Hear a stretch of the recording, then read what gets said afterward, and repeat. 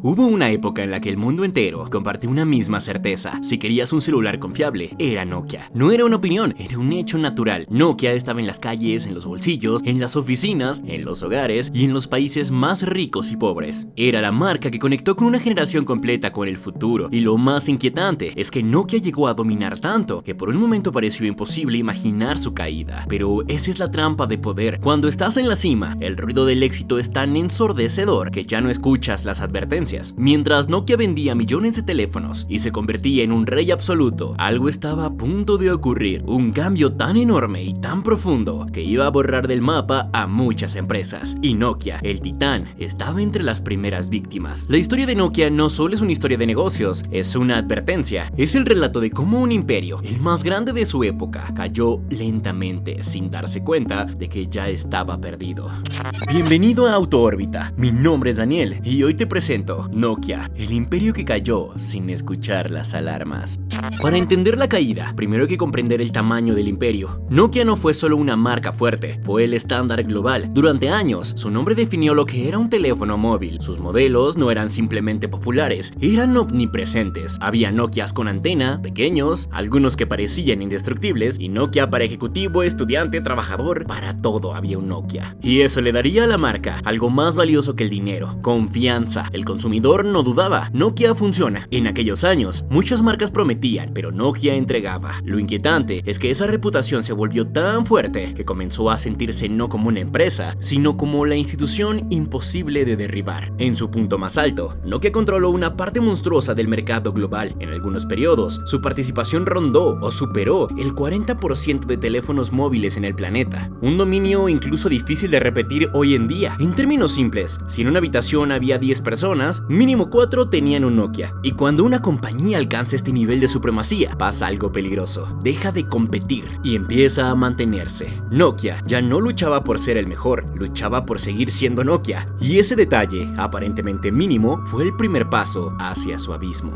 Nokia tenía todo para mantenerse en la cima: capital, tecnología, talento, experiencia, pero la grandeza también pesa. Y cuando una empresa se vuelve gigantesca, cada decisión tarda en tomarse, cada cambio cuesta más, cada innovación tiene más capas de burocracia. Mientras tanto, el mundo afuera se mueve a velocidad brutal, y cuando el mundo avanza, incluso un pequeño retraso te convierte en una sentencia. Nokia tenía un sistema operativo llamado Symbian, el corazón de sus teléfonos. Durante años, este sistema operativo fue suficiente porque el mundo solo pedía llamadas, mensajes y funciones muy básicas, pero el mundo estaba a punto de querer algo más, mucho más. Una idea que empezaba a formarse, la idea de un teléfono que no debía ser solo un teléfono, sino una extensión completa de vida, una pantalla donde vieras música, fotos, correos, juegos, mapas, el mundo entero. Y en este escenario, el sistema operativo Symbian comenzó a verse como una herramienta del pasado. Nokia lo sabía, lo intuía, pero no imaginaba que la transformación sería tan rápida, tan despiadada y tan irreversible. Porque no fue una evolución lenta, fue un golpe, y ese golpe llegaría en 2007. Cuando Apple presentó el iPhone, el mundo no entendió del todo, pero lo sintieron. Fue una demostración de poder, un mensaje claro: esto no es un teléfono, es una nueva era. El iPhone no era perfecto, pero tenía algo que Nokia jamás vio: una experiencia completamente diferente que probar. Pantalla táctil, navegación fluida, diseño minimalista, internet real. De pronto, todos los menús tradicionales y teclados físicos se vieron viejos. Y lo peor para Nokia es que el iPhone se convirtió en un teléfono con objeto de deseo, no de utilidad. Para Nokia, el problema no es que existiera otro competidor. El problema fue que iPhone no compitió en su juego, cambió las reglas del juego. Y mientras Nokia intentaba recuperar lo que ya tenía, Apple estaba construyendo algo distinto: un ecosistema, un universo donde los usuarios no solo compraban un dispositivo, sino una forma de vivir en tecnología. Poco después, aparecería Android como una alternativa, y varias marcas gigantes como Samsung, HTC, Motorola. Y entonces de repente Nokia ya no estaba enfrentando una empresa, sino una revolución total. Y ocurrió algo inevitable: el mercado volteó hacia el futuro y Nokia empezó a quedarse atrás.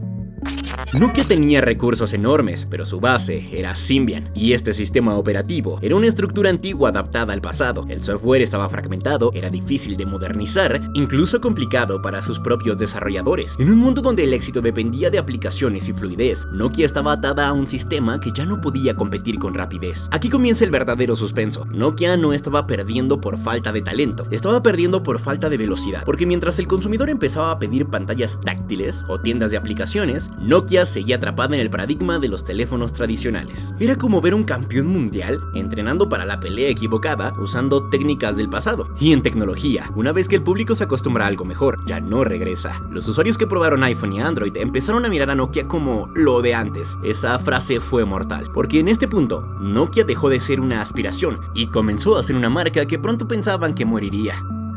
En 2010, Nokia nombra CEO a Stephen Elop, un ejecutivo que venía de Microsoft. Él llega cuando la empresa ya tiene daños internos, cuando las ventas empiezan a mostrar grietas y cuando el smartphone está devorando el mercado. Entonces, en 2011, se filtra un documento que se volvería histórico, el famoso memo llamado Burning Platform, un mensaje interno donde Stephen Elop compara a Nokia con un hombre parado sobre una plataforma en llamas. Ese memorando no solo fue importante por lo que decía, sino por el gran significado que tenía. Nokia, el rey, admitía que estaba contra las cuerdas, que ya no estaba liderando el futuro. Era un reconocimiento público de derrota parcial, pero también una declaración. Y aquí entra el giro más controversial de la historia, porque Nokia decidió apostar todo a un socio que también estaba perdiendo.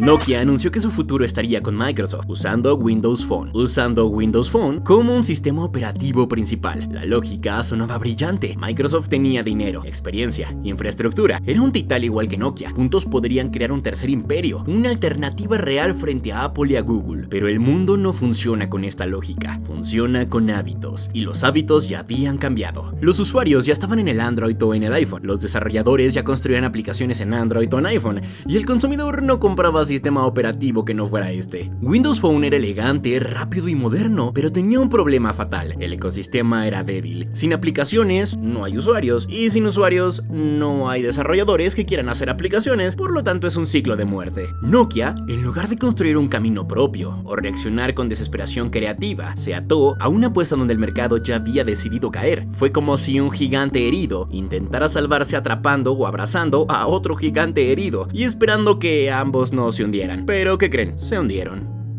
En 2013, se anuncia lo impensable. Microsoft compraría el negocio de los teléfonos de Nokia. Era como si el mundo presenciara una cámara lenta final de un reinado. No fue solo una venta, fue una rendición. Nokia, la empresa que había dominado la era móvil, cedía su corona y su alma. En abril del 2014, el acuerdo se completó oficialmente. Lo trágico es que la caída no ocurrió en un día. Nokia cayó lentamente. Primero dejó de ser deseada, luego dejó de ser relevante, también competitiva, y finalmente dejó de ser Nokia. El público seguía recordando la marca como poderosa, pero un mercado que ya estaba sepultado.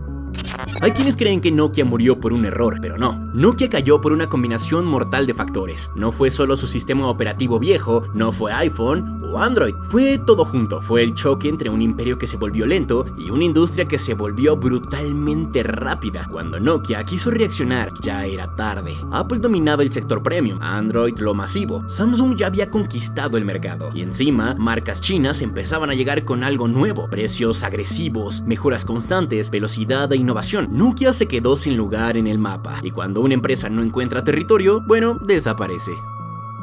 Años después, el nombre de Nokia volvió a aparecer, impulsado por acuerdos de licencia y el regreso de la marca en nuevos dispositivos. HMD Global anunció el retorno de Nokia al mercado de smartphones. Público sintió nostalgia. Muchos quisieron creer en el regreso de este gigante, pero el mundo ya no era el mismo. Nokia podría volver a vender teléfonos, claro, pero no volvería a recuperar el trono. El trono ya no es un producto, es un ecosistema. Ya no basta en un teléfono, hay que construir un universo digital completo, y este tren ya se les había ido.